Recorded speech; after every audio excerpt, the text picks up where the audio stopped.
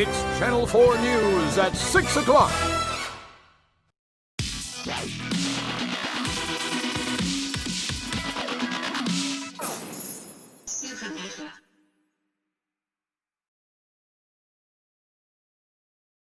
What's happening, guys? Supernova here, back with another video. And like my last news video, this video is going to be a small compilation of all kinds of different little stories that are happening right now in gaming. Now, before I get into that, there's one thing I do want to cover because I keep getting asked to cover it, and that is Flight Simulator on PC.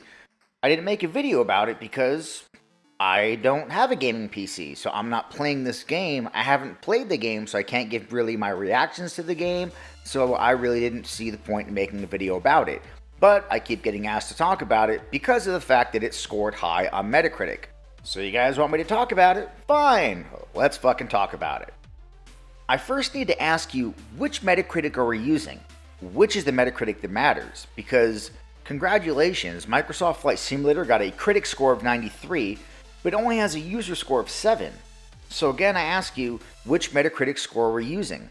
Which one matters? Because see, when it came to other games, like The Last of Us Part 2, that got a critic score of 94. But you all said, no, fuck that score. It has a user score of 5.6. That game is absolute fucking trash, right? So it's the user score that matters, right? Not the critic score. Because while critics are paid to play games, users pay to play the games. So it's the user score that matters, right? And that was the story until Ghost of Tsushima came out. Because that got a critic score of 83, but a user score of 9.2. But when Ghost of Tsushima came out, you didn't give a fuck about the 9.2. No, Ghost of Tsushima got an 83. It's just an average game. It's nothing special. It's just got an 83. You know, fucking, it's not amazing. It can't win Game of the Year. It just got an 83. So which score is it that matters? Is it the critic score or the user score? I don't fucking know. And guess what? I don't fucking care. Because the scores don't really matter to me. I play the games and I decide whether or not the game is good or not. I decide whether I like the game or not. Unfortunately, I cannot play Flight Simulator because I do not have a gaming PC. I can tell you right now though, even if I did, I wouldn't really care about Flight Simulator. I would install it for pretty much one reason, so that I can look at it and look at the graphics, because it is a very graphically impressive game. I will give it that. But it's not really a game, is it? Even if they add game elements like leaderboards for small challenges, Flight Simulator is not really a game. And before you guys fucking attack me, listen, I enjoy flight simulators. I've played Flight Simulator a lot in my life, starting since I was a kid in junior high, where it was installed on computers in my industrial technologies class. I would spend hours trying to land my fighter aircraft on aircraft carriers during all kinds of different weather conditions and had a blast doing it. I had Flight Simulator installed on my home PC, where I would fucking download all kinds of different aircraft because you could download whatever the fuck you want. It was PC. So I would download F-22 Raptors and all kinds of crazy shit and just do whatever in the game. I enjoy Flight Simulator. I like Flight Simulator, but it was never really a game to me. I would play it when I was bored just to kill time, and I would always enjoy it for a little bit and get bored of it very, very quickly. And I imagine it would be the same thing with this. I would play it, look at how beautiful it looks, enjoy the fun I would have for the little bit, and then get bored with it and put it down.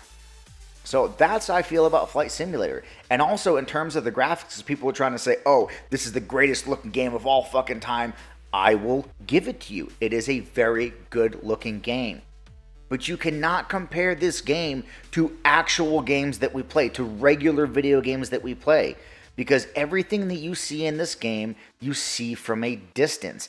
Everything you see is from fucking miles away or thousands of feet away.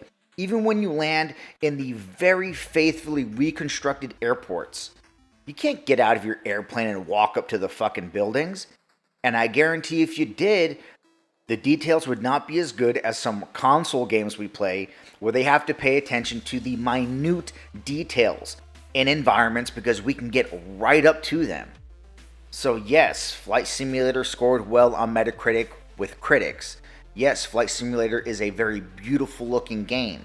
but you cannot compare it with regular games that we play. It is almost its own thing. You can't be compared with the shit that we play. You just can't. I mean, you can. I'm not going to. There, we talked about Flight Simulator. Alright, now you know how I feel. Good? We good? Alright, on to the fucking news. Last night, Battletoads got released for people to play. And, I'm not gonna play it. I'm not gonna fucking play it because, you know how I feel about Bug Snacks? Yeah, Bug Snacks. Yeah, fuck Bug Snacks. And you know what? Fuck Battletoads. I'm not gonna fucking play this game. And I'll tell you why. And it may be a dumb reason to you, but I decided I wasn't gonna play this fucking game the second they debuted the gameplay for it. The second I saw the art style, I said, fuck this game. And it's because I hate the way that everything is animated now, as far as cartoons and shit.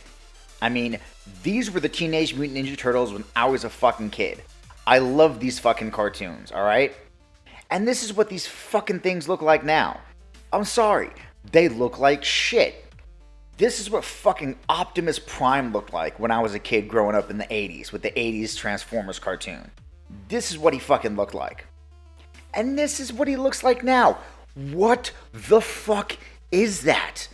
This is just happening with everything. And call me fucking old, but I hate it. And I especially hate it when it's something from my fucking childhood. Like the Ninja Turtles or the Transformers. Or I think they're coming out with a new fucking He-Man and the Masters of the Universe. And it looks more like She-Man and the Masters of the Pussy Bitches. I fucking hate it. Okay? This is what the Battletoads look like drawn when I was a kid. And I love the Battletoads. I played the fuck out of the Battletoads on my Sega Genesis. And then when we got that Battletoads character for Killer Instinct, I was like, yo, this is dope. And then when I heard that they were going to make a new Battletoads game, I thought it was going to be like a character model like that. I was like, yo, they're going to make new Battletoads where the characters look like this? Fucking sign me the fuck up. Yes, I am about that shit right there. And then what do we get? We get this Saturday morning cartoon Nickelodeon looking bullshit. And I was like, nope, fuck you guys, I'm out. Oh, I don't give a fuck that it's in Game Pass. I don't give a fuck that it's not going to cost me money. I'm fucking out. This is my Xbox Bug Snacks. I will not play it. I refuse to play it. You cannot pay me to play it. I'm not going to play it. Fuck that game. And I watched Xbox 448 live stream playing that game for hours, and I watched a good about 40 minutes of him playing, and I'm sorry, it looks like boring bullshit for some reason, oddly mixed in with these dumb mini games with humor that I think is fucking stupid. To me, it's a game made for babies. It's a game made for children, and that's how I feel about that. But hey, Battletoads came out, guys. Yay! Anyway, sorry about the sorry about the little rant there, guys. But just like every time I hear or talk about this game, like something in my fucking head, I'm just like, fucking, it just fucking pisses me off so bad. Anyway, on to the rest of the news, guys. So it seems, according to the developers of Deathloop, that while playing the game on PlayStation 5, when the weapons jam in the game, the triggers will actually lock in place, preventing you from pulling them until you clear the weapon jam, and then you can go back to pulling the trigger. While speaking to the PlayStation blog, the game director said, Deathloop being a first-person shooter, we do a lot of things to make weapons feel differently from one another. One I like is blocking the triggers when your weapon jams, to give the player an immediate feedback even before the animation plays out, which prompts the player in a physical way that they have to unjam their gun. Now, I've seen a lot of feedback to this news on Twitter, and it seems that most people don't like the idea or think it's dumb or think it's a gimmick. This is the way I feel. I'm all for immersion. If it's going to make the game more immersive, cool. But people that are complaining that the trigger locking is fucking dumb or stupid, it's like, how is it any more dumb or stupid than the weapon jamming in the first place? Because to me, weapon jams in games don't add to immersion. They are annoying. Like, the first couple times, to me, the weapon jam is cool, especially if you're in the middle of a firefight. It's like, oh, fuck, my weapon jammed. And you got to clear the jam. But when you're playing for hours and hours, the fucking 30th or 40th time the weapon jams, you're like, man, come on with this fucking weapon jam bullshit, right? And I think that's pretty much what's going to happen with the triggers. It's going to be super cool at first, but then later on, it's probably going to get annoying. But like I said, no more annoying than the weapon jamming itself. So for people out there complaining that, oh, this is fucking dumb, dude, the weapon jamming is just as dumb. It is equally as dumb. I at least appreciate the fact that they're looking for ways to use the triggers in ways that will be more immersive to the player. So I appreciate them at least trying, because they could have just been like, fuck it, we're not going to use the triggers at all. So at least they're trying to look for ways to make the game more immersive, and I can appreciate that. But like I said, I do think after a while it is going to get annoying, but so will the weapon jam itself. So it is what it is. Also, I saw some guy on Twitter saying, dude, the trigger's not going to lock. You guys are fucking dumb. At most, it's going to rumble. And I was like, the game director kind of said it's going to lock there, guy. So I think the game director knows what it's going to do, A. B, the mechanism in the triggers doesn't rumble, you fucking idiot. The mechanism in the triggers controls the amount of tension needed to pull the trigger. And in theory, if the tension was turned up to 100%, that would lock the trigger or prevent you from being able to pull it. So yes, I think they will lock. And I think that makes you dumb, sir. Anyway, triggers are going to lock when weapons jam and Deathloop. That's that. Also, today we got a teaser trailer for Call of Duty Black Ops Cold War, which I guess sounds cool because I did like the original Black Ops, but unfortunately the teaser trailer was literally a teaser trailer in every respect because it does show nothing. It shows nothing. It's just a bunch of flashing images and talking about communists and talking about fucking espionage and all kinds of shit. It really doesn't show anything. Like, I'm showing you the teaser trailer right now. So, hey, a new Black Ops game coming out. That's cool. I really like the last Black Ops, so I'm interested to see what they do with that, especially using that new engine like they used for the new Modern Warfare game. So I imagine that this new Call of Duty on next-gen machines with that new engine is probably going to look pretty fucking good. I mean, the cutscenes and the newest Modern Warfare at times borderlined on looking real. Like, there were times where I was like, are these real fucking people? Because they fucking look pretty goddamn real. So, yeah, very interested to see what that looks like in the future. And then the story that was kind of the big shock for today that came out of nowhere that no one was expecting, and everyone was kind of like, wow, this looks really fucking cool, is this game that was just released with a 13-minute fucking gameplay trailer, and it's called Black Myth Wukong. And it comes from a Chinese indie developer, but I'll tell you, man, nothing about this trailer screams indie. Nothing about this trailer looks like it's an indie game. It looks like a pretty fucking polished AAA game.